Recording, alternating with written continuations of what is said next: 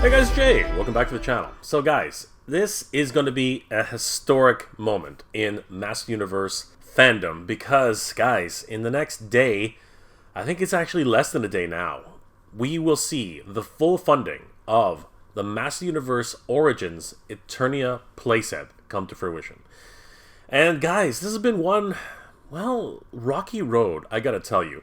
From other fans who have basically said that this type of playset will ruin the entire Master Universe, pricing structure going forward, to other fans really championing this whole idea and trying to get this thing funded as quickly as possible, to a rock star being born from MOTU the Moat Monster, and of course, this kind of divisive idea that King Grayskull will be given out if we reach 10,000 backers by the end of the campaign, has turned something which was seemingly altruistic into something which really looks a little bit more like Mattel trying to reach the finish line with as many backers as possible. But guys, if you enjoy this type of content, please consider subscribing to the channel. I post up to 2 episodes a week, and I hope you guys enjoy. And don't forget to hit that bell notification so you guys will always know when new episodes are posted. Well guys, without further ado, let's take a deep dive into this and figure out exactly where things went right, where things went kind of wrong, and where we think it's going to end up. Let's have a look, guys. So guys, I got to tell you, this is going to go down in Master Universe history as being some of the most interesting campaigns that have ever been run. There's a lot of things going into this that have factored in multiple times over, and we really just got to go all the way to the beginning to really understand exactly what happened. We got wind of this Eternia playset all the way back at San Diego Comic-Con, and people were super excited about this. This is something that, I've had multiple discussions with, with other YouTubers and, other MOTU fans, and all of us originally were of the idea that this is going to be a very expensive playset, probably upwards of the $600 threshold. And many of us were really on bated breath and really hoping and praying that it would get sub 500. That was the dream. When it finally came out, they announced it, and many of us were relieved, super relieved, that it was at the cost of $550 US. Then there were multiple issues that started arising. Within a few days, new information started coming around. Mattel was doing some crazy things with their website. What really sort of started scaring people, especially folks in the UK and Canada, was this new pricing structure. For example, the base price in the US was announced at $550, but the rest of the world, woke up one day to find out that they would be paying 750 euros plus a shipping surcharge of 200 euros for a total price of 950 euros. Whereas in Canada, we were upwards of $900 for the price, $170 ship surcharge, and reaching a total of $1,070. Again, these were shocking prices in terms of what they were comparatively to the US counterparts. But aside from that, many people were, hoping that there could be other ways to rectify this situation. And I even reported on the idea that there would probably be a payment plan put forward. It didn't really go off too well, as it appeared that none of the countries, including the United States, had payment plans activated. And this seemed to concern many people in the community. However, it didn't really seem to affect the number of backers, as it would slowly trickle up a few hundred here, a few hundred there per day. Now, the reason for this is actually quite interesting. Early backer bonus. When the Eternia playset is funded, all orders received between 10/12 and 10/19 will receive King Grayskull figure. And it really was one of the key factors in driving the backing of this project. As a matter of fact, on the final day, October 19th, we saw a huge surge right at the end. Literally a couple of thousand backers helping to push backing of the project, nearly unlocking the Moat Monster tier on the first week. Affectionately named MOTU the Moat Monster by many fans, this little guy literally became a rock star for this entire campaign. People seemed to gravitate towards this character, and it really was pure insanity in terms of people wanting to get this guy unlocked. As it stands, he was finally unlocked, and MOTU the Moat Monster, along with Tier 1, was unlocked at 8,000 backers. Since then, the campaign has slowed to an absolute crawl. Between the unlocking of MOTU the Moat Monster at October 19th to today, it's only gained 640 backers. Shortly after the deadline had been reached for King Grayskull, Mattel was moving forward to try and get some more support for the campaign. On their official Masters Instagram page, the Mattel Creations team officially announced a live stream stating that your questions could be answered at 12 p.m. on November 2nd. They also announced that there would be a special reveal for the final push of the campaign.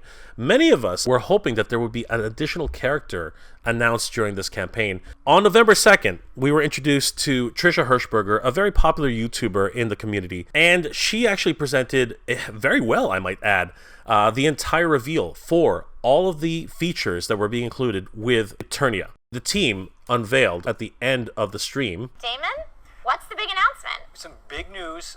We have made the decision that if we do meet that 10,000 backer threshold, that we will also include King Grayskull with every. This was absolutely huge news. If you were somebody who was still on the fence, trying to decide whether or not you were going to back Eternia, unlocking not only Keclar the Elder, but also including King Grayskull for every single backer going forward. This announcement really did at first appear like a wonderful gift to the fans, but well, in many ways divided the community. I personally have been seeing a lot of messages and comments saying that this doesn't really seem fair for anybody who backed the project early on, and almost seemed as if it was a slap in the face to people who backed this project early. So I can really understand where people are coming from in terms of the disingenuous nature of what Mattel did. I can see the idea that it was, sort of giving back to the fans, the idea that, what they were paying it forward, and how altruistic it would appear on the surface. However, nothing is done in business as a gift. That's not how these things work. The reality is that if they reached 10,000 backers, we're looking at $5.5 million. That's freaking incredible, guys. And you know what? That is really the driving factor here. If they reach the 10,000 backer goal, that means that they get all of that money. So if they only produce 8,000 figures, producing another 2,000 costs them absolutely nothing. So they win either which way. Now, there are people who have been taking this in stride. Many of the backers who were early backers have also said, what, I'm an early backer, and I am very, very happy that King Grayskull will be included provided we hit the 10,000. Citing the fact that not only will you get King Grayskull, but you'll also get Keclar, meaning that there will be 4 figures included with the set. A lot of people really are excited about this idea of getting 4 additional figures, provided we get that 10,000 backer goal. But many people in the community are saying, we feel lied to. It's really disingenuous of Mattel to do this. They made a promise, and they really should keep that promise. And I can understand where this is coming from. I understand where people might feel lied to, a little bit betrayed. But what do you get when you hit the 10,000 threshold? You get, of course, we were always going to, everyone was always going to get at least Keclar and the moat monster. Realistically, you're getting more figures and more value for your money. So I can see that side of it too. So what can we do going forward? Well, I've said multiple times that quite possibly, since this is a historic idea, perhaps those backers should receive a commemorative plaque celebrating the fact that they were the founding members who actually put forward the initial money to get this back. It could also have a sticker right on the front of the package art, and just basically making it that much more special.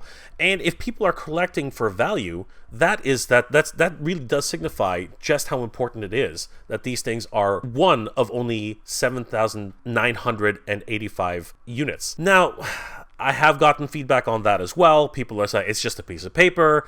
That's not enough to be really, really special. So I also put forward the idea that, well, okay, fine, maybe we can get a second moat monster, which would be hugely beneficial because everyone wants Moti.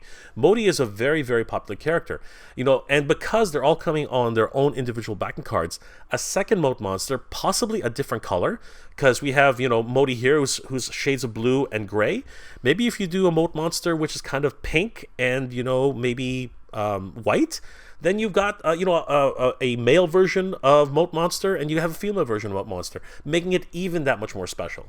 And I think that actually be a very good gesture. Other people have suggested that King Grayskull come with a leather cape, or perhaps a new deco style has been, suggested. And you know what? It's maybe it's not such a bad idea. What actually might be more, in line is another Keclar, perhaps one of the additional elders. His robe could be a different color. Perhaps his hat could be a different color. He could have, instead of the blue motif here, he could be green, right? Signifying that he really is another special character. At the end, I'm not really sure how to satisfy everybody. Someone's always going to be, not happy. And really, one day, we're going to see exactly how far this is going to go. Right now, there are 8,640 backers hitting refresh, and that number is a far cry from the 10,000 backers which are actually needed. We're looking at just a little under 1,400 backers which are needed to actually reach that 10,000 backer goal. And within one day, a lot of things can happen, but it's hard to tell whether or not we're actually going to reach this particular goal. Having said that, if we don't reach the 10,000 backers, then the people who have been pretty critical about King Grayskull being the first promised bonus tier, they will actually get their wish, and King Grayskull will only be included with the initial 7,985 backers who made it within the first week. This playset is incredibly rare, regardless of if it reaches the 10,000 backer goal. 10,000 pieces of anything is incredibly rare in terms of the toy world. It's just something which is really, really special. And I don't think anybody's actually going to, remove their pledges. I haven't seen the needle move down any, and I really doubt that that's actually going to happen. Yeah, unfortunately, guys, this has just become, a sort of merry-go-round of ups and downs, and yeah, really a roller coaster in a lot of ways. But it seems to be a continual cycle of, people getting really hyped up about a certain situation with this Eternia playset. People who are just, very, very critical as to what's been going on with Mattel, and of course surrounding all of these crowdsourced projects. And of course, there are a lot of naysayers who are like, this is going to destroy the possibility of ever getting some sort of gigantic playset at retail going forward, which, as we've seen, is not the case. We know that, the next playset is going to be Snake Mountain, and even before that, there are rumors that the Fright Zone, as well as the Slime Pit, might actually be in the near future for Master Universe Origins. So, there's still a lot of life in Master Universe Origins, and seeing that Eternia has been successful, it really doesn't, have any bearing on the actual retail side of it. That seems to be its own ecosphere. And you know what? This idea of crowdsourcing seems to be, as I said, its own type of idea. And honestly, I think we have to stop worrying about what's happening with these gigantic playsets, which of course, cost a lot in terms of tooling and manufacturing, and really concentrate on what we want for our own collections. And with prices the way they are, everything's going up, up, up. It really doesn't seem to be coming down at all. I think many of us just have to decide where it is that we're going to draw the line and what we're going to be collecting in the near future. A lot of us are going to have to become very, very picky in terms of what type of figures we're going to collect. And many of us, including myself, are probably just going to have to scale back and decide which of the lines that we're going to be very, very, dedicated to. For myself personally, MOTU is still very high on the list, if not number one. I'm still going to be collecting Thundercats. I'm still going to be collecting G.I. Joe. But other lines like Power Rangers, Transformers, and, the Ghostbusters line, these might have to take a sidestep because they really aren't my main lines. And with the cost of everything right now, food is going up, clothing is going up, gas, electricity, heating. All of these things are major factors in whether or not I have to continue or scale back, on what I want, and basically choose which of the lines are my absolute favorite. But guys, let me know in the comment section below, how do you feel about, this entire situation with King Grayskull being offered at 10,000 backers? Did this really change your overall outlook on, whether or not you're going to be backing this project? Did this encourage you to actually back the Eternia playset, knowing that if we do reach this goal of 10,000, you will be getting 4 figures instead of just 3?